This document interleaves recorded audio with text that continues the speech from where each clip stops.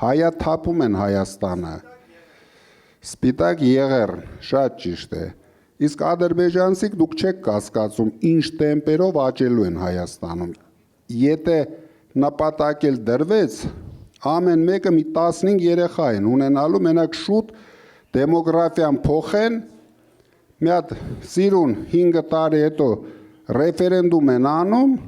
ադրբեջանցիք քվեարկում են ու պրծանք։ Հազիվ անկախություն ենք ձեռք բերել։ Իրենք անկախություն բառը գոռալով մեզ կախել են Ադրբեջանի եւ Ալիևի քմահաճույքին։ Ինչ ուզի, ինչ հայտարարի, պարտավոր են վազեն, արագ, էսի մենք սահմանազատում ենք անում, հիմա մենք ինչ գիտենք, այդ սահմանազատման ժամանակ ինչքան հողեր տվեցին գնաց։ Ես անցած անգամ ասեցի,